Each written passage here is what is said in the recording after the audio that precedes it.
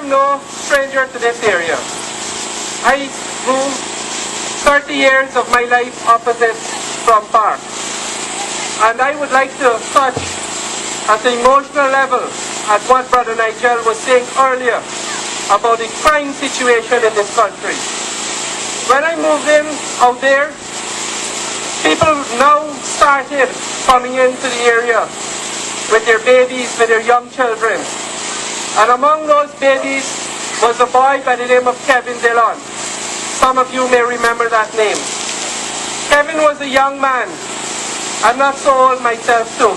But Kevin grew up in front of me. And Kevin showed a lot of progress. He was always, as Brother Nigel was saying, hustling. His mother had a sweetie stand. And as Kevin grew and developed, he tried to progress himself. He had a stand, and the stand was broken down.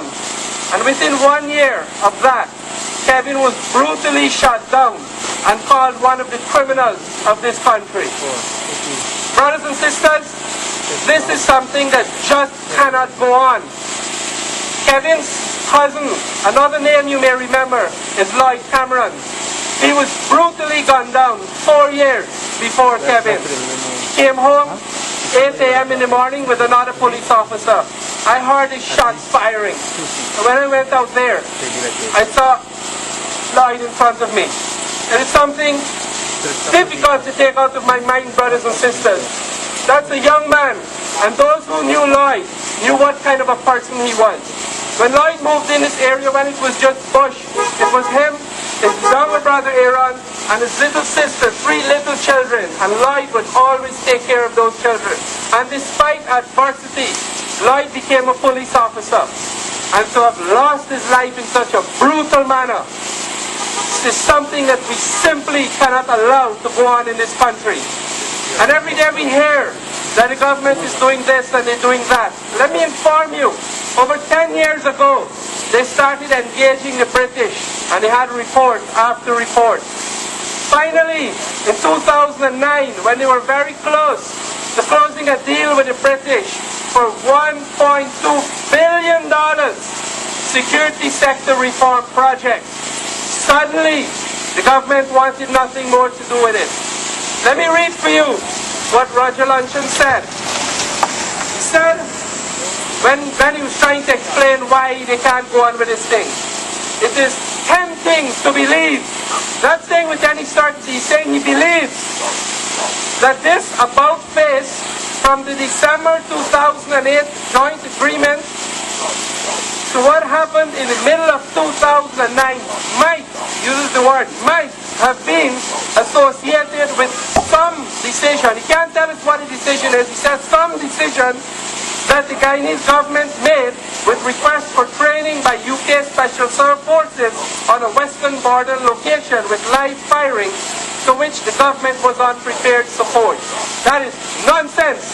And further to that, he went on to say that security sector reform will continue in Guyana, maybe at a different pace and scope, and the design will be different, but the implementation of what will be from public funds from the government of Guyana. This was 2009, brothers and sisters.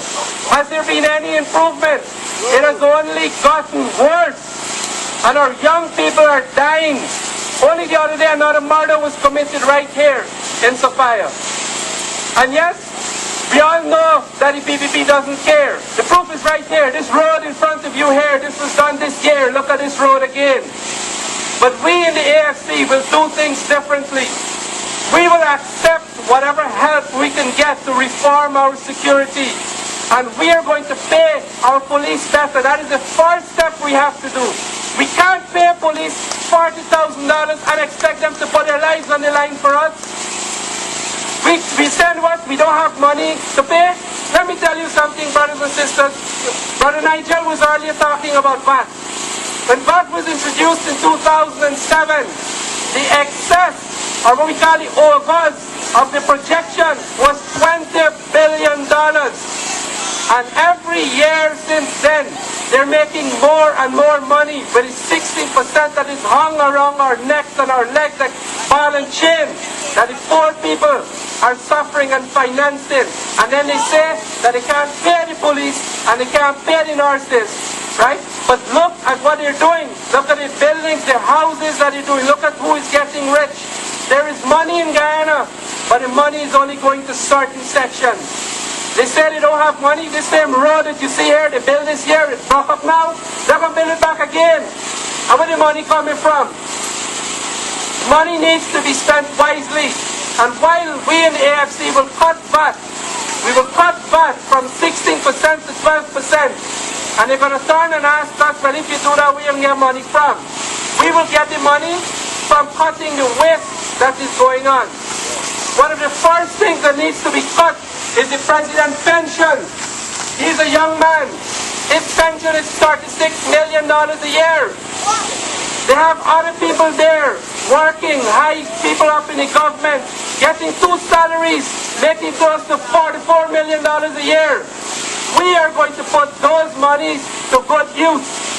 In addition to that, as Brother Nigel was saying, when we tackle the security, when we tackle that properly, pay our police well, bring in the health, create the forensic labs, get the crime problem going down, it is going to generate wealth. It is going to make the investors come in. It is going to make the local businessmen do better. We, in the AFC, we're also very conscious as to what is going on with the youth in this country. Every day we see the youth are languishing. They're liming on the street corners. They're getting into trouble. As part, and it all ties in, brothers and sisters. This is why it was so important for me to explain to you how Roger Luncheon just told the British to go away. We need to address the security situation first. And once we get the local businesses going, that is where we will get the opportunities for the young people. We will start encouraging light manufacturing in Guyana. Nothing fancy. It is simply, in many cases, just value added, instead of just selling out the raw rice or the lumber as it is. And as these opportunities expand, we will get it to our young people. Additionally, and right away, one of the problems we have at the University of Guyana, when you go there, I was at UG, and when you came out, one of the first things that a potential employer would tell you is, boy, what experience you got. So what we will do, we will introduce internships for students, that while they're studying, that during the holiday period, that they can gain experience at government agencies or in the private sector. In the private sector, it's very easy. We just give the businessmen some tax breaks for every intern that they bring in. And we will get our young people experience, get our young people trained. During that process, while you're actually studying, you will be focused and you will start knowing what you want in life and where you're going to go. There's many things that we're going to do. What you see, like with the one laptop project that you see going on, it's just an election giveaway. You have that laptop in your house, it is not going to serve as if a community center was developed. That is what we will do. We will develop community centers for the youth. And the community centers will not only serve the communities, but it will also provide employment. We have a holistic approach. We look at everything, what is going on. And the AFC is a party that will work with everyone. We will work with all partners. When you look at the community here, you look at the trenches, there's a lack of flow of water, there's a lack of cleaning.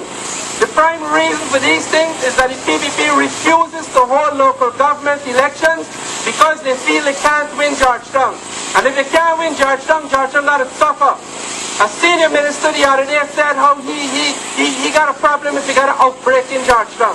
Can you imagine that? This heartlessness and lack of care for the people. We, AFC, will ensure that local elections are held, and we don't care who wins where. We will work with them. We will ensure that power goes to the people, that the people will determine what is best for their community and employ the people within their community. We are here. It is easy for me to stand up here and tell you everything that the PPP is doing wrong. That is easy. But understand my message. Understand the message of the brothers and sisters that will be speaking to you. We are giving you solutions that are implementable, that don't require these vast sums of money. For example, just like with the police and the nurses, in the old days, they used to have housing in the hospitals and the police stations. we are going to do that. We're going to do innovative things to try to keep the police and the nurses staying in Guyana than running away. It is more about salaries. It is about their working conditions also. And when we do that, we will work together for a better Guyana. Brothers and sisters, I plead with you, don't be emotional. Think through. Think what is best for Guyana. Think of the issues. Ask the politicians the hard questions. Don't just go because your parents vote for this one and that type of thing. It has gotten us nowhere. Understand why when we say 45 years, what is meant. The 45 years refers to what has happened under the PPP and the PNC. It is time, brothers and sisters, it is time for us to move forward. Thank you very much.